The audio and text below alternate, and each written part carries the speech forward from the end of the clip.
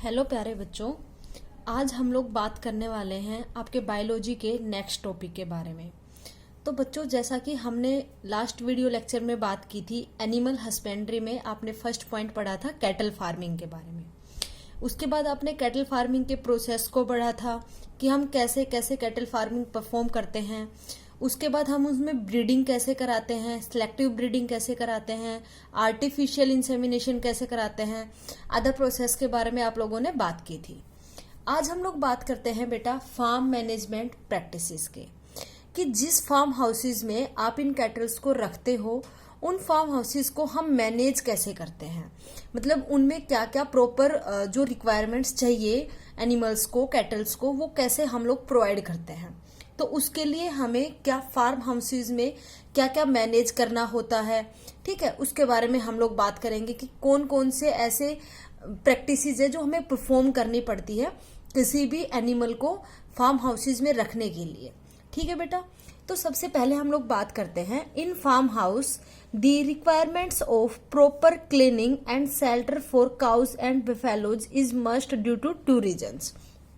आपने जहाँ पे काउज को, बफेलोज को, मीन्स कैटल्स को जहाँ पे आपने रखा हुआ है, सबसे पहली बात क्या है, सबसे ज्यादा रिक्वायरमेंट क्या है इस चीज की कि जो वहां पे एक तो क्लीन होना चाहिए वो एरिया जहाँ पे जिस फार्म हाउस में आप उसको रख रहे हो उन कैटल्स को। ठीक है, जिस फार्म हाउस में आप कैटल्स को रख रहे हो वो एरिया कैसा होना चाहिए, क्लीन होना चाहिए। ठीक है, वो क्लीन क्यों होना चाहिए, अब उसके भी दो रीजन्स है। वो कौन कौन से हैं बेटा? तो सबसे फर्स्ट है for the production of clean milk and second is the for the health of the animal. अगर कोई एनिमल है वो अगर अच्छे जगह पर रह रहा है, क्लीन एरिया में रह रहा है, तो सीधी सी बात है उसका जो हेल्थ होगी वो अच्छी होगी। ठीक है, कोई भी जो डिजीज है वो उसके मतलब उसको इफेक्ट नहीं करेगी।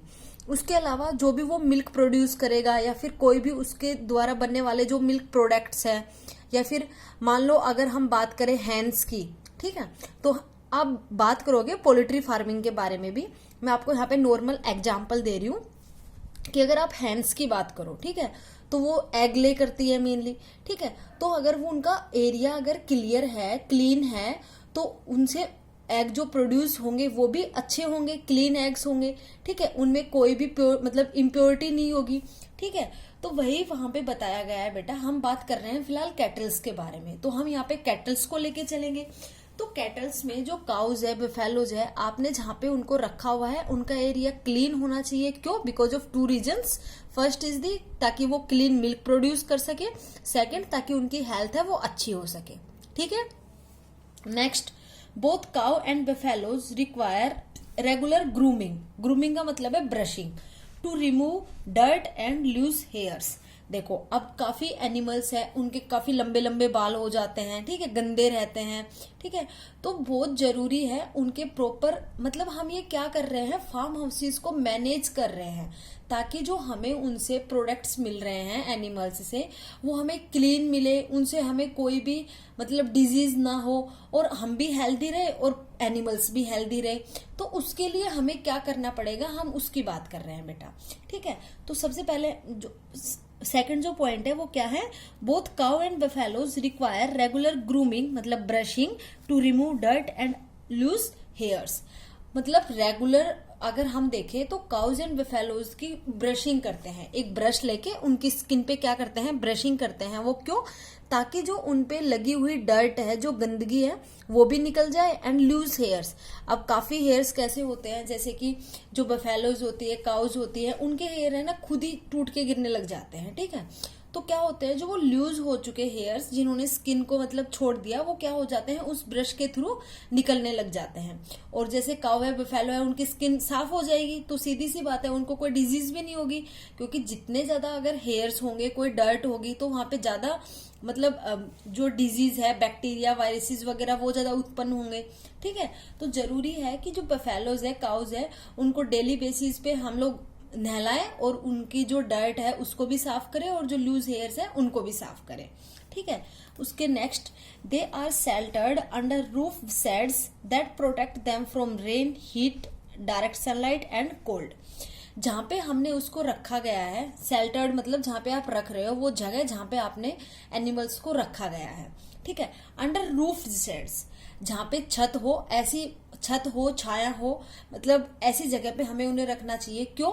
क्योंकि अगर छत है, मान लो रूफ है, तो वो उनको प्रोटेक्ट करेगी। किन किन से? रेन से, ठीक है, हीट से, मतलब जो सनलाइट से जो हीट आती है उससे, एंड कोल्ड से, ठीक है। तो ये भी एक क्या हुआ, एक उनके हेल्थ के पर्पज के लिए, या फिर जो अदर जो उससे प्रोडक्ट्स मिल रहे हैं उन पर्पजेस के लिए क्या हुआ, ये पॉइंट भी बेटा बेनिफिशियल हुआ कि अगर मान लो वो प्रोटेक्ट है किसी भी बाहर के एबायोटिक फैक्टर से, मान लो रेन हीट हो गई, सनलाइट की हीट हो गई, कोल्ड हो गया, ठीक है, इनसे क्या है, वो अनअफेक्टेड है, अभी तक उन पे कोई इफेक्ट नहीं है। क्यों? क्योंकि आपने उसको अच्छा शेल्टर प्रोवाइड करा रखा है, तो उसकी हेल्थ खराब नहीं होगी। अब हेल्थ खराब नहीं होगी तो उसका जो प्रोडक्शन है वो भी अच्छा रहेगा, ठीक है बेटा।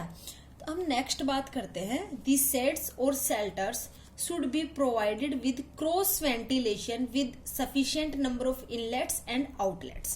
आप जिस जगह पे एनिमल्स को रखा गया है, जिस जगह पे कैटल्स को रखा गया है, वहां पे क्या, वहां का एरिया कैसा होना चाहिए? क्रॉस वेंटिलेशन होना चाहिए। कैसा होना चाहिए बेटा? क्रॉस वेंटिलेशन होना चाहिए, मतलब वहां पे हवा के पास होने का, हवा का वेंटिलेशन होने का स्पेस भी होना चाहिए, और इनलेट्स और आउटलेट्स, मतलब हवा आने के लिए और आउटलेट्स जाने के लिए भी वहां पे क्या होना चाहिए? सफिशिएंट स्पेस होना चाहिए, जहां पे आपने, जिस जगह पे आपने कैटल्स को रख रखा है, जिन फार्म हाउसेज में आपने कैटल्स को रख रखा है, ठीक है बेटा। अब हम बात करते हैं नेक्स्ट पॉइंट की। नेक्स्ट पॉइंट क्या है? Components of cattle feed. अब देखो, कैटल को फीड कराना जरूरी है, क्योंकि जब तक आप कैटल को अच्छी फीडिंग नहीं कराओगे, अच्छा चारा वारा नहीं खिलाओगे, तो उनसे होने वाले जो प्रोडक्ट्स हैं वो हमें अच्छे से नहीं मिल पाएंगे, ठीक है। उनकी क्वांटिटी कम हो जाएगी, उनकी क्वालिटी भी इतनी अच्छी नहीं रहेगी। तो सारा का सारा जो उनके प्रोडक्ट्स है वो किस पे डिपेंड करते हैं? कैटल्स की फीडिंग पे, कि वो क्या खा रहे हैं, कैसा खा रहे हैं, हेल्दी डाइट ले रहे हैं या अनहेल्दी डाइट ले रहे हैं, इन सब के ऊपर डिपेंड करता है बेटा, ठीक है। तो हम बात करते हैं सबसे पहले उसके कंपोनेंट्स की, जो वो फीड करता है उसके कंपोनेंट्स की, कि कौन कौन से कंपोनेंट्स है जो मेनली वो फीड करता है। Animal feed includes two types of substances. Animal जो फीड करता है, जो खाता है, उसमें मेनली टू टाइप के सब्सटेंसेस इंक्लूड है। First is the roughage, second is the concentrates. First क्या है? Roughage, second concentrates. बेटा सबसे पहले हम बात करते हैं रफेज की। देखो रफेज क्या होता है? इट लार्जली कंटेन्स फाइबर्स, ठीक है, such as green fodder, silage and legumes, ठीक है। जो रफेज है उसमें भारी भरकम मात्रा में क्या प्रेजेंट होते हैं बेटा? फाइबर्स प्रेजेंट होते हैं। क्या प्रेजेंट होते हैं? फाइबर्स प्रेजेंट होते हैं। और जिस डाइट में फाइबर्स प्रेजेंट होते हैं वो डाइजेस्टिव सिस्टम के लिए क्या होती है? सबसे ज्यादा हेल्दी डाइट होती है, क्योंकि जिस डाइट में फाइबर्स प्रेजेंट होते हैं वो अपने लीवर को स्ट्रोंग बनाता है किसी भी फूड का डाइजेशन कराने के लिए। क्या बनाता है बेटा? स्ट्रोंग बनाता है। इसलिए मेनली एनिमल्स को ही नहीं, ह्यूमन बींग्स को भी बोला जाता है कि मोस्टली ह्यूमन बींग्स को ऐसी चीजें खानी चाहिए जिसमें फाइबर्स प्रेजेंट हो। अगर हम बात करें ह्यूमन बींग्स की, तो फॉर एग्जाम्पल जिसमें फाइबर्स प्रेजेंट हो, कुकम्बर हो गया, खीरा, ठीक है, उसके अलावा पपाया हो गया, ठीक है, उसके अलावा बीट रूट हो गई। ये कुछ ऐसे फ्रूट्स है या फिर कुछ ऐसी वेजिटेबल्स है जिसमें बहुत ज्यादा अमाउंट में, लार्ज अमाउंट में फाइबर्स प्रेजेंट होता है, ठीक है। लेकिन हम यहाँ पे बात कर रहे हैं कैटल्स की बेटा, तो कैटल्स की फीडिंग की बात कर रहे हैं हम, तो हम लोग बात कर रहे हैं रफेज की। तो रफेज मेनली क्या होता है? एक फूड होता है जो मेनली कैटल्स को प्रोवाइड किया जाता है। ह्यूमन बींग्स भी खाते हैं। रफेज एक मतलब क्या हुआ कि फाइबर्स एक फूड हुआ जिसमें फाइबर्स के अमाउंट बहुत ज्यादा हो, ठीक है, सच एज ग्रीन फोडर। कौन सा? और जो हम लोग अब जो प्रोवाइड कर रहे हैं फीडिंग एनिमल्स को, कैटल्स को, उसमें हम लोग अगर बात करें कि कौन से ऐसे फूड है या कौन सी ऐसी फीडिंग है जिसमें ज्यादा अमाउंट में रफेज प्रेजेंट हो, फाइबर्स प्रेजेंट हो, तो क्या हुआ? ग्रीन फोडर, जैसे चारा वारा, जैसे खेतों में से लेके आती हैं, ठीक है, भैंसों को डालने के लिए। और उसके अलावा सिलेज, ठीक है, जो सूखा भूसा होता है, जैसे कि गेहूं वगैरह कट जाते हैं तो उसका बनवाया जाता है चारा भैंसों के लिए। उसके अलावा बाजरा कटने के बाद बनवाया जाता है, ठीक है, तो वो खिलाना। एंड लेग्यूम्स, लेग्यूम्स में जैसे क्या आएगा? एग्जाम्पल बीर सीम, काउपी, ठीक है, और उसके अलावा ज्वार आ गई, ठीक है। ये सारे किस में आते हैं बेटा? लेग्यूम्स में आते हैं, ठीक है, तो ये क्या है, ऐसे फीडिंग है, ऐसी फीडिंग है कैटल्स की जिसमें रफेज की या फिर फाइबर्स की अमाउंट सबसे ज्यादा होती है। सेकंड हम लोग बात करते हैं बेटा कंसंट्रेट्स की। किसकी बात कर रहे हैं बेटा हम? कंसंट्रेट्स की। कंसंट्रेट्स क्या होता है? It is a mixture of substance which are rich in one or more of the nutrients.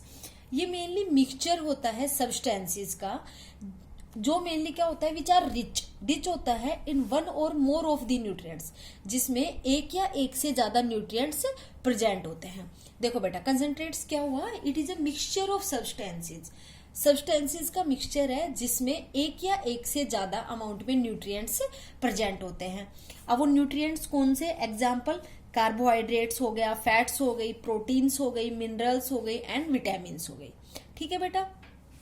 And second, concentrates are low in fibres. जो रफेज था वो मेनली क्या था, फाइबर्स में ज्यादा अमाउंट में प्रेजेंट थी, वहां पे लार्ज अमाउंट में प्रेजेंट थी। कंसंट्रेट्स में जो फाइबर की अमाउंट है वो कम प्रेजेंट होती है and contain relatively high protein and other nutrients. जो रफेज था उसमें फाइबर की अमाउंट ज्यादा होती है, क्योंकि हम कंपोनेंट्स की बात कर रहे हैं, तो रफेज में फाइबर की अमाउंट ज्यादा है और बाकी जो न्यूट्रिएंट्स है उनकी अमाउंट कम होती है। लेकिन कंसंट्रेट्स में जस्ट अपोजिट टू रफेज, इसमें क्या होता है बेटा, फाइबर्स की अमाउंट तो कम होती है, लो अमाउंट होती है, और जो बाकी के अदर न्यूट्रिएंट्स है जैसे कि proteins, minerals, vitamins, carbohydrates, fats, इनकी जो अमाउंट होती है वो ज्यादा होती है एज कंपेरेटिव टू रफेज। ठीक है बेटा। उसके बाद अब कंसंट्रेट्स में हम क्या क्या इंक्लूड करते हैं, जैसे कि रफेज में आपने ले लिया ग्रीन फोडर ले लिया, साइसिलेज ले लिया, ऐसे ही हम लोग बात करें जो कंसंट्रेट्स है उसमें आप कौन कौन से जो भैंसों को डालने वाला, बेफेलोज को डालने वाला जो चारा है वो यूज करते हो। इंक्लूड कॉटन सीड्स, ठीक है, कॉटन सीड्स यूज करते हैं, ऑयल सीड्स यूज करते हैं, ओट्स यूज करते हैं, barley, jowar, bajra and their by products such as wheat bran, जैसे कि मैंने आपको बताया कि गेहूं को कटवा के फिर उसका भूसा बना लिया जाता है जो मेनली पशुओं को डाला जाता है उनकी फीडिंग के लिए। ऐसे ही rice bran, gram husk etcetera. ठीक है बेटा। तो क्या हुआ, कौन कौन से कंसंट्रेट्स में कौन कौन सी फीडिंग एक्टिविटीज इंक्लूड हुई है? Cotton seeds, oil seeds, oats, barley, jowar, bajra and their by product such as wheat bran, rice bran, gram husk. ठीक है बेटा, ये आप बात हो गई इतनी। हमने किसके बारे में बात की अभी? कंपोनेंट्स के बारे में, कि जो कैटल्स, जो काउस, बेफेलोज जो फीडिंग करते हैं उनके मेनली क्या क्या, उसमें क्या क्या पाया जाता है, उसमें उनके जो कंपोनेंट्स है उसमें कौन कौन से न्यूट्रिएंट्स पाए जाते हैं। ठीक है बेटा, ये हमने बात कर ली। अब उसके अलावा अगर हम बात करें कि जो अदर अलग अलग जो एनिमल्स है उनका अलग अलग क्या है, डेली फीडिंग एवरेज अलग अलग होता है। ठीक है, किसी एनिमल की खाने की कैपेसिटी कितनी होती है, किसी एनिमल की खाने की कैपेसिटी कितनी होती है, उस चीज पे भी डिपेंड करता है।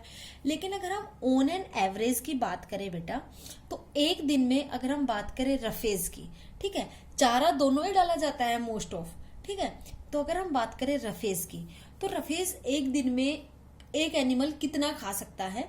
Approx 15 to 20 kg। कितना खा सकता है बेटा? 15 to 20 kg। ये क्या है, उनकी फीडिंग एवरेज है पर डे की। एनिमल्स की क्या है, फीडिंग एवरेज है। एवरेज बता रही हूं मैं बेटा आपको, एक्यूरेट नहीं बता रही, एवरेज बता रही हूं। तो ठीक है, तो एवरेज अगर हम बात करें फीडिंग उनकी एक्टिविटीज की कि वो कितना फीड कर सकता है एक दिन में, तो रफेज की अमाउंट मेनली कितनी होती है? 15 to 20 kg होती है बेटा। ठीक है, ऐसे ही अगर मैं बात करूं अदर कंसंट्रेट्स की, तो कंसंट्रेट्स की जो अमाउंट होती है वो मेनली पर डे कितनी होती है बेटा? 4 to 5 kg। कितनी होती है? 4 to 5 kg। ये पर डे की अमाउंट बता रही हूं मैं आपको, एवरेज अमाउंट बता रही हूं जो मेनली एनिमल्स कंज्यूम करते हैं एज ए फीडिंग। ठीक है, उसके बाद वाटर भी करते हैं मेनली कंज्यूम। तो वाटर की जो अमाउंट होती है वो मेनली मैक्सिमम कितनी होती है? एक एनिमल या फिर एक कैटल, काऊ या बेफेलो, वो एक दिन में मेनली पर डे कितना वाटर को कंज्यूम कर सकता है, कितने वाटर को कंज्यूम कर सकता है? तो जो वाटर की अगर मैं बात करूं एवरेज, तो वाटर होता है बेटा 3 to 35 लीटर्स पर डे। ठीक है, 30 to 35 लीटर्स पर डे। तो ये क्या है, फीडिंग है कैटल की, जो कैटल्स फीड करते हैं मेनली रफेज हो गया, कंसंट्रेट्स हो गई, वाटर हो गई, और उनकी जो एवरेज अमाउंट है पर डे उनकी कंजम्पशन की, मैंने आपको वो बात बता दी। अब हम बात करते हैं बेटा डिजीज की। Disease of cattle and buffaloes. कौन कौन सी ऐसी डिजीज है जो मेनली कैटल्स को, काउस को और बफेलोज को हो सकती है? तो डिजीज बैक्टीरियल भी हो सकती है, वायरल भी हो सकती है, पैरासिटिक भी हो सकती है। चलो हम बात करते हैं कौन कौन सी डिजीज होती है बेटा। The disease adversely effect the production of milk and cause mortality of sick animals. देखो, अगर किसी एनिमल को डिजीज हो गई, ठीक है, तो सबसे पहला जो इफेक्ट पड़ेगा वो किस पे पड़ेगा बेटा? एनिमल्स की हेल्थ पे पड़ेगा।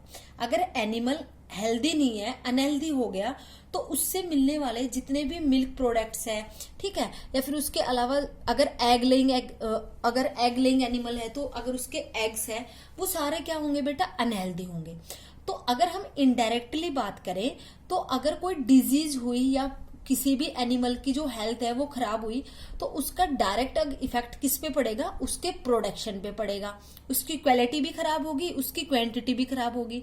और काफी बार तो ऐसा होता है कि एनिमल्स अगर ज्यादा बीमार है तो मोर्टिलिटी, मतलब उनकी जो मोर्टिलिटी की जो एवरेज जो रेट है वो भी इंक्रीज हो जाती है। मोर्टिलिटी मतलब डेथ रेट, ठीक है, तो वो भी क्या हो जाता है बेटा? इंक्रीज हो जाता है। तो कौन कौन सी डिजीज है जो मेनली कैटल्स को और बफेलोज को हो सकती है, अब हम उसकी बात करते हैं बेटा, ठीक है।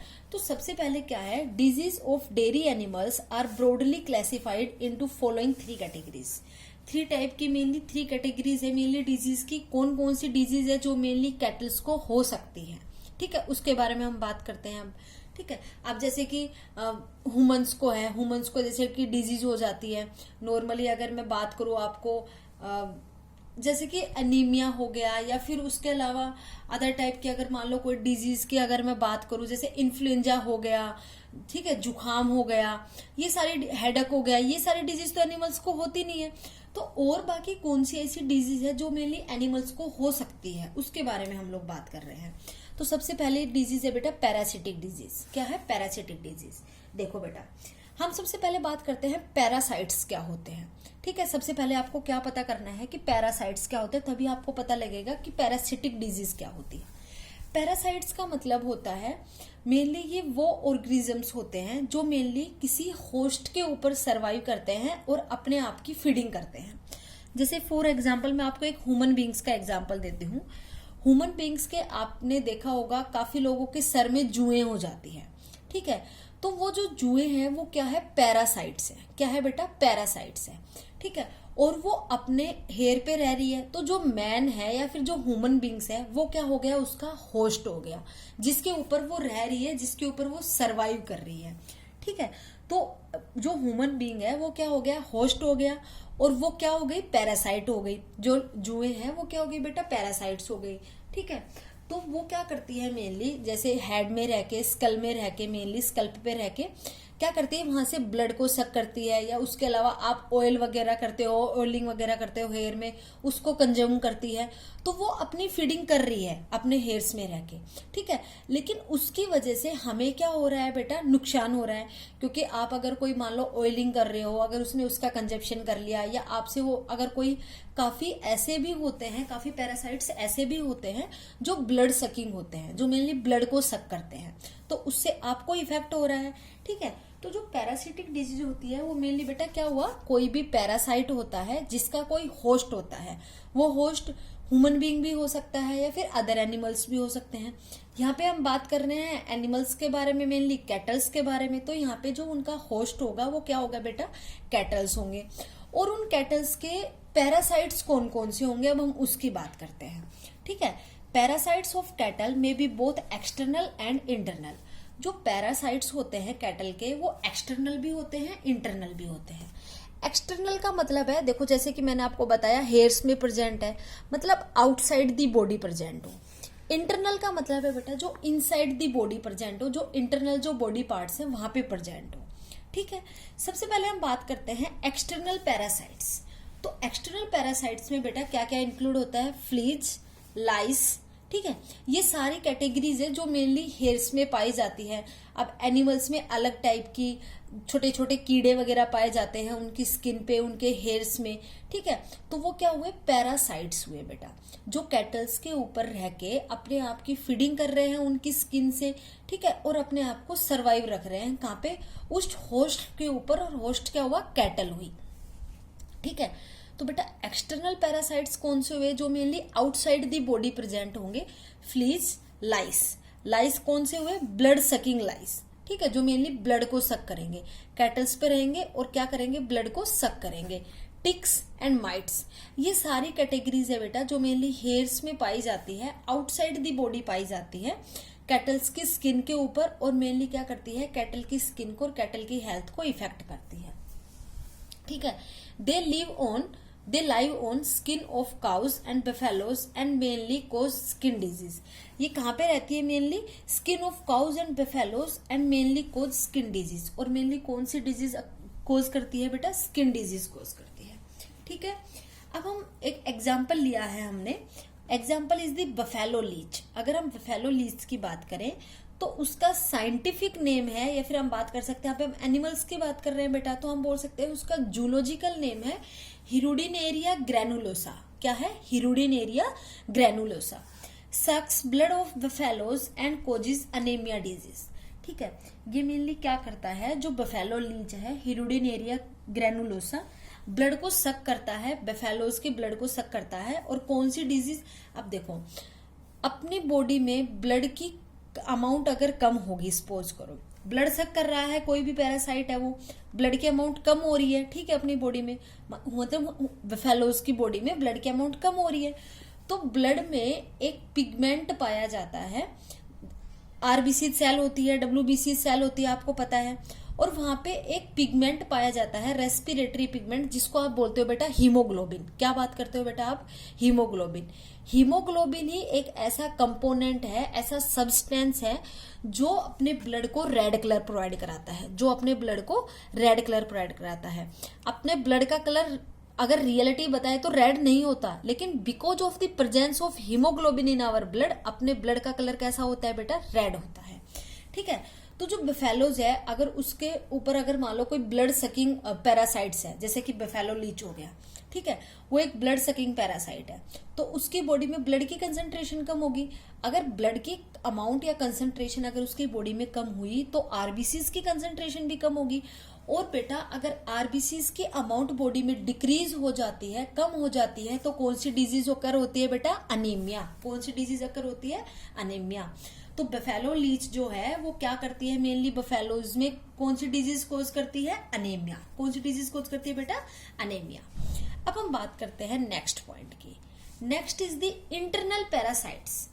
इंटरनल पैरासाइट्स कौन से, जो इनसाइड दी बॉडी पाए जाते हैं, जो इंटरनल बॉडी पार्ट्स होते हैं मेनली वहां पे प्रेजेंट होते हैं। ये कौन कौन से हैं बेटा, सच एज वोम्स। वोम्स में क्या आता है, मेनली कीड़े, ठीक है। एग्जाम्पल इसका क्या होगा, एस्कैरिस रिटुलोरम, ठीक है, एस्कैरिस रिटुलोरम, ठीक है बेटा, समझ में आ गया। अफेक्ट स्टमक, किसको मेनली इफेक्ट करते हैं बेटा, ये स्टमक को। And intestine of cows and buffaloes, stomach को और इंटेस्टाइन को मेनली क्या करते हैं, इफेक्ट करते हैं, कैटल्स के स्टमक को एंड इंटेस्टाइन को। कौन सा वॉर्म है बेटा, एस्कैरिस रिटुलोरम, ठीक है। फ्लक्स, अब ये फ्लक्स कौन कौन से होते हैं, example Fasciola hepatica. Fasciola hepatica damage the liver.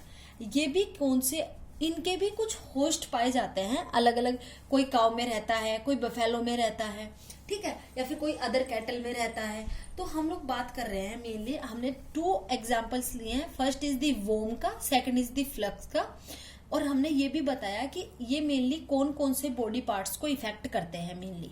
तो बेटा वोम्स किसको करते हैं, स्टमक को एंड इंटेस्टाइन को, और जो फ्लक्स है वो किनको करते हैं बेटा, लीवर को इफेक्ट करते हैं मेनली कैटल्स के, ठीक है। इतनी बात आई आपको समझ में बेटा। सेकंड डिजीज हम पढ़ते हैं इन्फेक्टियस डिजीज। किसके बारे में बात करते हैं बेटा हम, सेकंड इन्फेक्टियस डिजीज के बारे में। अब जो इन्फेक्टियस डिजीज है वो मेनली कौन सी, अब हम उसकी बात करते हैं। Mainly caused by viruses and bacteria. जो इन्फेक्टियस डिसीज है, जो देखो इन्फेक्टियस मतलब इन्फेक्शन, और इन्फेक्शन मेनली क्या तो वायरसेस के द्वारा होता है या फिर बैक्टीरिया के द्वारा होता है। तो इन्फेक्टियस डिजीज मेनली किसके द्वारा होती है? Mainly caused by viruses and bacteria. They are contagious disease and spread by contact from animal to animal. ये कॉन्टेजियस डिजीज है एंड स्प्रेड होती है by contact from animal to animal. Contagious disease कौन सी होती है मेनली बेटा? जो एक जनरेशन से दूसरी जनरेशन में पास आउट होती है, जो एक जनरेशन से दूसरी जनरेशन में पास आउट होती है एंड स्प्रेड बाय कॉन्टैक्ट। और मेनली अगर एक एनिमल का किसी दूसरे एनिमल से कॉन्टैक्ट हो गया तो भी ये मेनली स्प्रेड होती है। इसका एग्जाम्पल अगर मैं आपको ह्यूमन बींग्स में दूं तो मोस्ट रिसेंटली चला हुआ है कोरोना वायरस, तो वो भी एक वायरस है बेटा, और वो भी एक कॉन्टाजियस डिजीज है।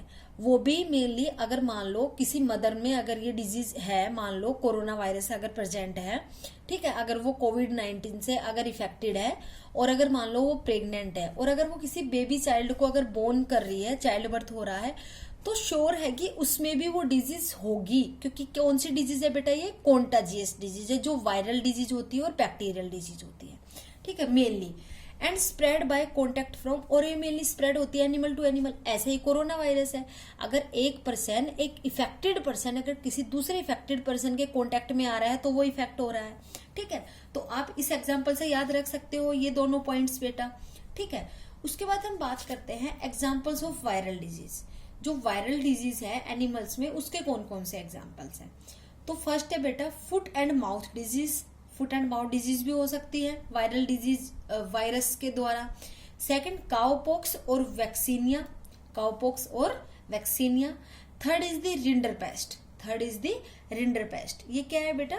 डिजीज है मेनली, ठीक है। अगर हम बात करें इन डिजीज में तो हम सबसे पहले अगर बात करें कि फुट एंड माउथ डिजीज में क्या होता है, तो इस डिजीज में मेनली बेटा क्या होता है? ब्लिस्टर्स अपीयर होने लग जाते हैं on the mouth and foot. Blisters का मतलब क्या होता है बेटा? छोटे छोटे छाले टाइप नजर आने लग जाते हैं, ठीक है। तो ब्लिस्टर्स अपीयर होने लग जाते हैं on the mouth and foot, और जिसकी वजह से क्या होते हैं, जो बॉडी पार्ट्स हैं उनमें सोरनेस हो जाती है, ठीक है। क्या हो जाती है बेटा? सोरनेस हो जाती है, ठीक है।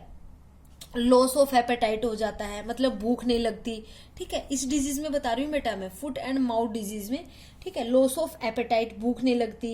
एक्सेसिव स्लाइवेशन हो जाता है, मतलब जो स्लाइवा की जो अमाउंट है वो ज्यादा सीक्रेट ज्यादा रिलीज होने लग जाती है। हाई फीवर हो जाती है, ठीक है। तो ये सारी डिजीज होती है इसके, ये सारे सिम्टम्स है इस डिजीज के।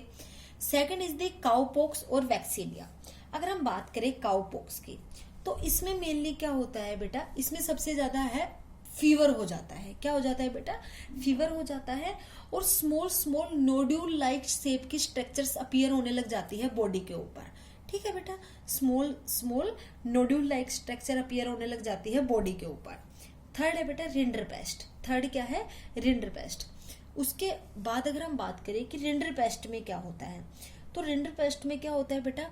कॉन्स्टिपेशन भी हो सकता है या फिर डायरिया भी हो सकता है। कॉन्स्टिपेशन भी हो सकता है, किसी को कॉन्स्टिपेशन हो जाए, किसी को डायरिया हो जाए, ठीक है। उसके अलावा अपने मतलब आईज में से, नोस्ट्रिल्स में से जो मतलब लिक्विड लिक्विड सा है वो पास आउट होने लग जाता है, डिस्चार्ज होने लग जाता है, ठीक है। लॉस ऑफ एपेटाइट, भूख लगने की क्षमता खत्म हो जाती है। ये सारी डिजीज होती है इनके अंदर, ये सारे सिम्टम्स होते हैं, ठीक है बेटा। उसके बाद अगर मैं बात करूं symptoms of foot and mouth disease include, यही वही बात है जो मैंने अभी आपको बात बताई। जैसे कि मैंने आपको तीनों के बात बता दी, यहाँ पे मैंने एक का लिख के बता रखा है, ठीक है, कि क्या क्या सिम्टम्स होंगे फुट एंड माउथ डिजीज के। वही बात है, blisters on feet and mouth, excessive formation of saliva, मतलब स्लाइवेशन ज्यादा हो जाएगा। सोरनेस ऑफ माउथ, माउथ है वो थोड़ा सा मतलब थोड़ा खट्टापन सा आ जाएगा। डिमिनिश्ड एपेटाइट, मतलब जो भूख लगने की जो क्षमता है वो कम हो जाएगी, ठीक है। तो लेस एपेटाइट हो जाएगी, लॉस ऑफ एपेटाइट हो जाएगा, आप ये भी लिख सकते हो, ठीक है। एंड हाई फीवर हो जाएगा।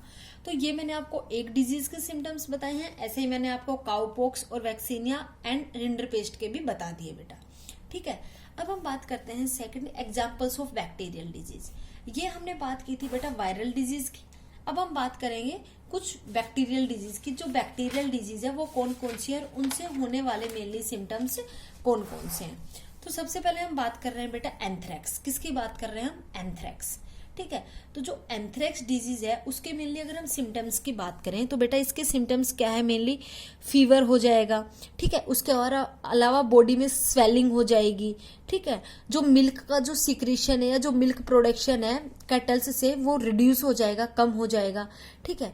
Second is the haemorrhagic septicaemia, haemorrhagic septicaemia. इसमें क्या होता है बेटा, इसमें भी वही है, ज्यादा हाई फीवर हो जाएगा, जो अपना जो मतलब एनिमल्स का रेस्पिरेशन रेट है, मतलब इनहेलेशन करने का और एक्सहेलेशन करने का जो ब्रीदिंग रेट है वो इंक्रीज हो जाएगा, और जो स्लाइवेशन है, जो स्लाइवा का सीक्रीशन है, फॉर्मेशन है, वो भी ज्यादा हो जाएगा, ठीक है। Third is the black quarter, third is the black quarter. Black quarter में मेनली बेटा क्या होता है, इसमें स्पेशली जो यंग जो कैटल्स होती है मेनली ये उनको इफेक्ट करता है बेटा। ये मेनली जो डिजीज है ये किनको इफेक्ट करती है बेटा, black kettles, sorry black quarter किसको इफेक्ट करती है, मेनली यंग जो कैटल्स होती है मेनली उनको इफेक्ट करती है बेटा, ठीक है। तो आज बच्चों हमने बात की है कि फार्म मैनेजमेंट की, कि कैसे हम फार्म को मैनेज कर सकते हैं, किसी भी जो एनिमल है, जो कैटल्स है, उनकी अच्छी ईल्ड के लिए, उनके अच्छे मिल्क प्रोडक्शन के लिए या मिल्क प्रोडक्ट के प्रोडक्शन के लिए, उनकी अच्छी हेल्थ के लिए।